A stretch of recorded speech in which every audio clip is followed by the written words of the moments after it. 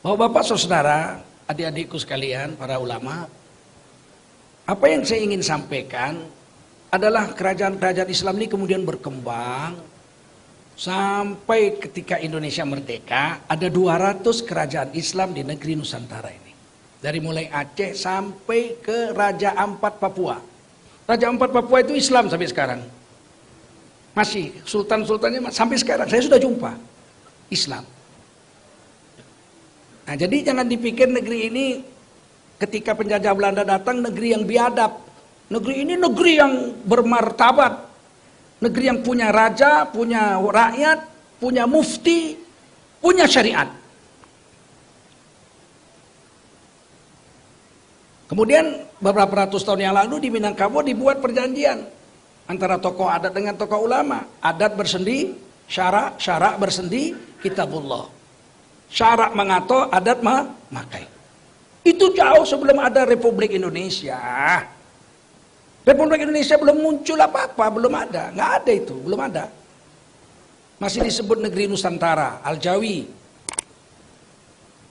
Dan sebelum Indonesia merdeka, ulama di Sumatera Barat ini masih kerabat kakek saya, Syekh Ahmad Khotib Minangkabau, itu jadi imam dan khotib di Masjidil Haram. Bersama Syekh Zaini Dahlan, orang Arab. Mengajarkan ulama-ulama di Nusantara ini salah satunya Hasyim Asy'ari pulang mendirikan NU tahun 1926, tapi Kiai Haji Ahmad Dahlan ini, Muhammad Darwis ini ganti nama pulang. Namanya Muhammad Darwis. Pulang digantinya, diambilnya nama gurunya. Ahmad Khotib diambilnya Ahmadnya. Guru yang kedua Zaini Dahlan, ini imam dan khotib Masjidil Haram, diambil Dahlannya. Muhammad Darwis sampai di Indonesia menjadi Kiai Haji Ahmad Dahlan, itu nama gurunya. Kemudian dia mendirikan Muhammadiyah tahun 1912. Jauh sebelum NU. NU 1926. Nah, Bapak-bapak saudara, ketika memperjuangkan Indonesia merdeka, ada banyak ormas Islam berdiri. 1901 Jamiatul Khairat di Tanah Abang. 1905 Syarikat Dagang Islam. 1912 Muhammadiyah. 1916 Matlaul Anwar di Jawa Barat, di Banten. 1923 Persis, Persatuan Islam di Bandung. 1926 Al-Wasliyah di Sumatera Utara. 1926 juga NU di Jawa Timur. 1934 Al-Ittihadiyah. Di sini ada Persatuan Tarbiyah Islamiyah. Yang mendirikannya Injik Canduang, Syekh Abbas, bapak daripada Sirajuddin Abbas, Qadi Abbas di Padang Laweh. Kemudian Syekh Sa'ad Mungka dan kakek guru saya, Syekh Abdul Wahid Padang Japang Sudiki Payakumbuh. Kemudian berdiri Persatuan Ulama seluruh Aceh. Kemudian berdiri Al-Irsyad, kemudian berdiri Nahdlatul Wathon. Ini semua ormas-ormas Islam berdiri untuk memerdekakan Republik Indonesia. Dan pendirinya semua pakai jubah serban. Tidak ada yang pakai batik.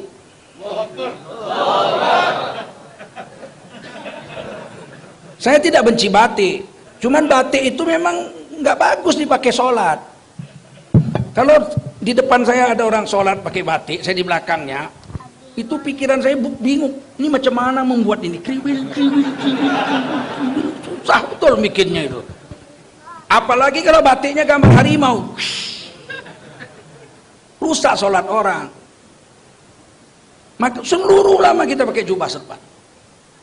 Singkat cerita, Indonesia merdeka. Persiapan merdeka, dibuatlah satu badan, Dokuritsu Jiumbi Chosakai, penjajahan Jepang. BPUPKI, Badan Persiapan Usaha Kemerdekaan Indonesia. Ketuanya Dr. Rajiman. Ada sekitar 40-an orang anggotanya. Ada dari tokoh-tokoh Islam, ada tokoh-tokoh nasional, ada tokoh Nasrani, ada tokoh Kejawen, ya, yang tidak Islam, apa namanya, aliran kepercayaan. Ki Hajar Dewantoro, pendiri Taman Siswa. Kemudian pada tanggal 1 Juni Bung Karno pidato mau membuat falsafah negara kita itu Pancasila, tapi yang pertama kebangsaan, kedua internasionalisme, agama terakhir, ketuhanan nomor 5. Sederhana sekali, itu baru dicetuskan dalam rapat BPUPKI. Belum lahir Pancasila, belum. Kalau lahir prematur. Bayi lahir 5 bulan nggak punya nyawa, mati. Kemudian tanggal 22 Juni mereka sepakat membuat pembukaan Undang Dasar 45 itu, namanya Piagam Jakarta. Muncullah Pancasila di situ. Yang menyusunnya yang paling berjasa adalah Muhammad Yamin, sarjana hukum. Orang awak. Jadilah, ya orang lintau tuh, jago kungfu. Itu jadilah seperti yang sekarang. Tapi ketuhanannya beda. Ketuhanan, dengan kewajiban menjalankan syariat Islam bagi pemeluk-pemeluknya. Yang lain sama dengan yang sekarang. Itu 22 Juni. Kemudian PPKI dikecilin, panitianya jadi 9, panitia persiapan kemerdekaan Indonesia. 9 orang, ketuanya Insinyur Soekarno. Anggotanya Muhammad Hatta, ada di situ Wahid Hasyim Asy'ari, bapaknya Gus Dur, ada Ki Bagus Hadikusumo, ada Dr. Maramis, 9 orang. Nah, kemudian putuslah merdeka 18 Agustus, 17 Agustus merdeka, 18 Agustus dibuatlah Pancasilanya, ketuhanan yang Maha Esa. Yang lain sama dengan Piagam Jakarta. Merdekalah kita. Waktu memperjuangkan kemerdekaan, orang-orang berserban jubah ini nggak dibilang-bilang kadal gurun. Nggak ada satupun yang bilang kadrun. PKI betul yang bilang kadrun itu. Giliran udah merdeka kita berserban jubah dibilang kadrun. Siapa mereka ini? Maaf ya, BPUPKI 40-an orang, PPKI 9 orang, tidak ada satupun utusan PKI yang duduk di situ. Tidak ada satupun utusan PKI yang ikut untuk merumuskan kemerdekaan Republik Indonesia. PKI tidak setuju dengan Indonesia. Tahun 1948 ketika kita mau perang sama Belanda, agresi pertama, dia memberontak di Madiun, di bawah pimpinan Musso, dia memproklamasikan Republik Rusia Raya. Bukan Republik Indonesia PKI. Tahun 65 dia memberontak lagi, berafiliasi ke Cina, RRC. Kalau 48 afiliasinya ke Rusia. Tahun 65 ke Cina. Dilaranglah PKI sampai sekarang. Yang sekarang ini mulai hidup lagi. Mana PKI-nya? Mana berani nongol kita bacung lah lehernya, ya enggak? Tapi ciri-ciri dan baunya kelihatan. Anti dengan agama, nggak suka dengan agama. Kalau dengar syariat, terbakar bulu kumisnya. Ngeri ini orang. Tiba-tiba orang Minang dibilang pula disuruh mendukung negara Pancasila. Gondolmu. Nggak ada negara Pancasila. Di mana negara Pancasila? Nggak ada. Ini NKRI, Negara Kesatuan Republik, bukan negara Pancasila ini. Dan Pancasila tidak lahir 1 Juni. Kami Majelis Ulama Indonesia menolak Pancasila yang lahir 1 Juni. Karena 1 Juni itu kebangsaan nomor 1, ketuhanan nomor 5. Yang kita terima adalah Pancasila yang lahir 18 Agustus 1945. Bukan 1 Juni. Ini penyelewengan sejarah. Tiba-tiba Pancasila mau diperas jadi Trisila. Ketuhanannya ketuhanan yang berkebudayaan. Mau Glenn? Itu baru mau dibuat undang-undangnya. HIP, haluan ideologi Pancasila. Baru mau dibuat. Untuk apa dibuat? Untuk menangkap ulama-ulama yang keberatan kalau dibuat ketuhanan berkebudayaan. Belum bisa ditangkap, belum ada undang-undang. Mereka sudah buat 6 tahun ini. Ketuhanan berkebudayaan itu sudah dibuatnya 6 tahun ini. Kita nggak mau, karena ketuhanan itu mesti berdasarkan syariat, Quran dan Sun. Mana ada ketuhanan pakai budaya? Ketuhanan itu wahyu, budaya pemikiran orang. Bagaimana bisa ketuhanan dengan wahyu dijadikan satu? Nggak bisa. Mereka buat 3 tahun yang lalu kurang lebih diadakan Isra dan Mi'raj di Istana Negara. Dipanggil pembaca Qurannya orang Medan, juara MTQ internasional. Bapaknya kawan saya.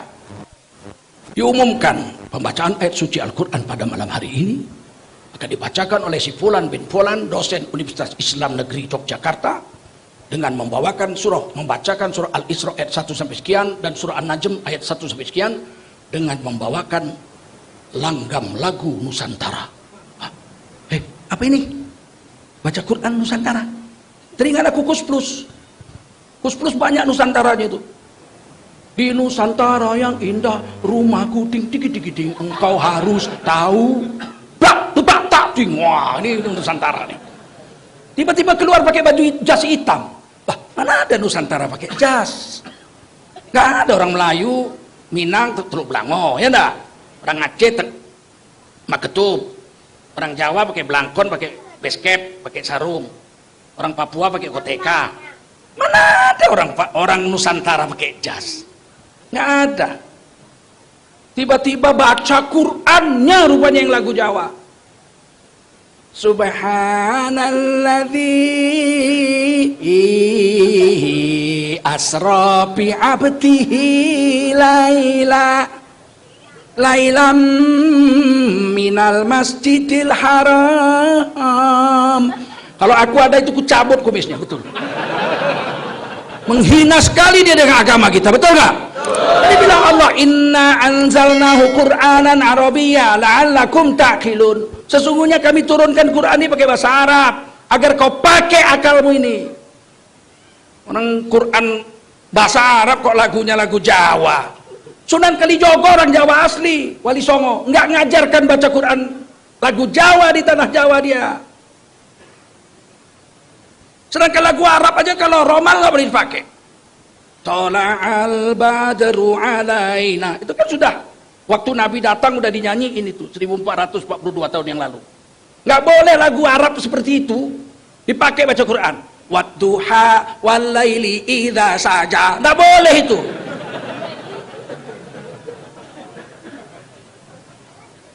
Walaupun lagu Arab bukan enak-enak. Rasulullah membaca watini wa zaitun, indahnya luar biasa. Dalam hadis Bukhari diceritakan, kata almarhum guru saya Al-Hafidz Syekh Azra Abdul Rauf, kemungkinan besar lagunya Nahawan. Jadi sudah ada.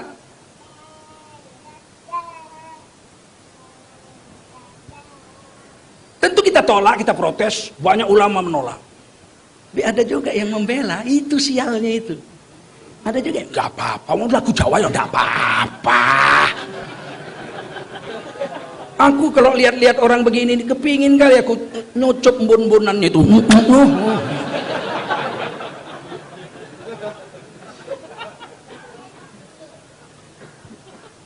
Kita protes seluruh Indonesia, dia nggak jadi buat musabaqah tilawatil Quran tingkat nasional pertama dengan lagu-lagu Nusantara, dibatalkan. Sudah diumumkan di Manado penutupan seleksi tilawatil Quran oleh Menteri Agama Lukman Hakim Saifuddin. Karena derasnya protes, nggak jadi.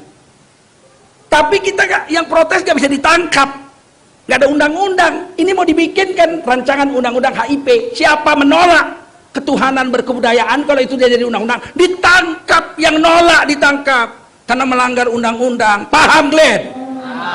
Maka MUI seluruh Indonesia menolak.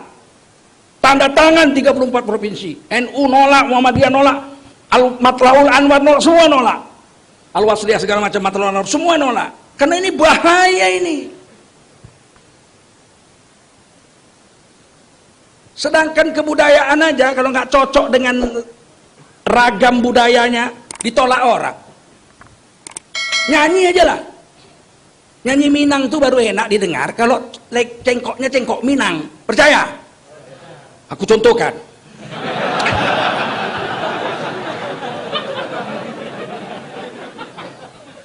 Hujan,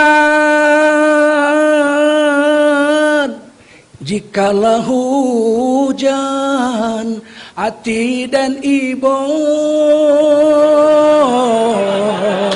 takkan masuk kisah nan lamu masuk sapayuang kita badu. Bisa nangis orang enak, betul?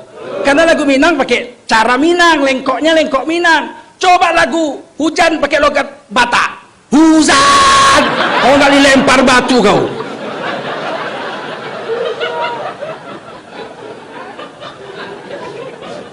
Enggak, saya cuma mau kasih contoh bahayanya ketuhanan yang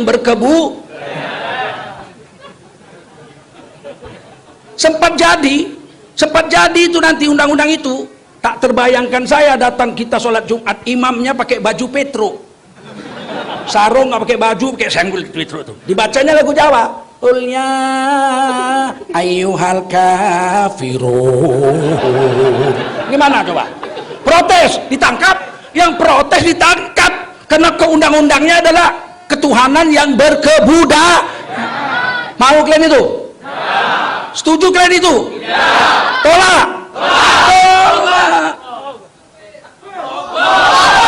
Dan partai yang mengusungnya itu wajib kan kempesi di Minangkabau ini, kampih sekampih-kampihnya. Siap? Baru orang Minang.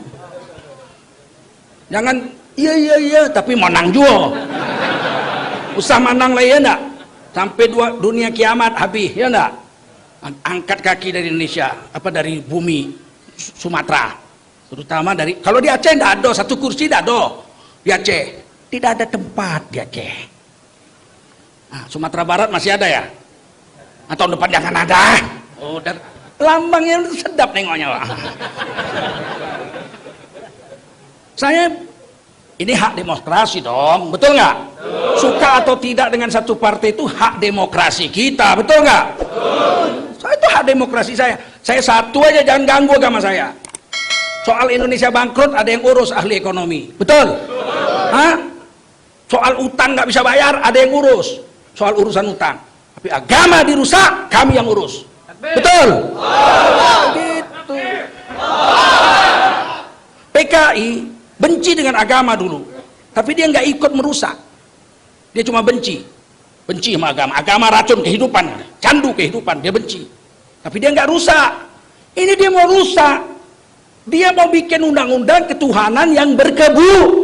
Dia mau rusak agama saya. Saya tidak terima. Tengku Zulkarnain kok nyinyir ribut kali. Ceramah adem, kenapa? Keadaan sudah seperti ini, agama udah dibikin begini, mau dibikin adem. Masuk kulkas kau biar adem. Sama otak-otakmu beku dibikinnya. Udah begini rusak agama. Menteri Agama berani bilang terorisme, radikalisme itu datangnya dari masjid. Dibawa oleh imam-imam yang hafiz Quran, yang good looking, atau good looking, ganteng kayak Ustadz Fatullah. Ada juga God looking. Ya, ya sekarang God looking. Aku ya, seluruh dunia, bangsa apapun mengakui kalau orang jahat itu pasti wajahnya tidak good looking. Film India misal, banditnya Tuan Takur, betul nggak? Film koboi, banditnya itu pasti nampak bandit gitu. Tengik kali gayanya itu. Kalau good looking kayak kami ini tidak mungkin jadi bandit ya.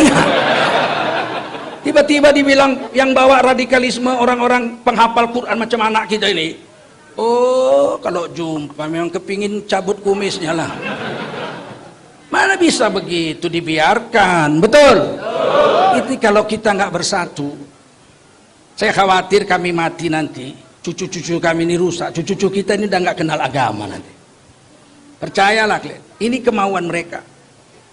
Sebab 2024 mereka tidak mau lagi ada orang-orang Islam yang duduk memegang kekuasaan di negeri ini.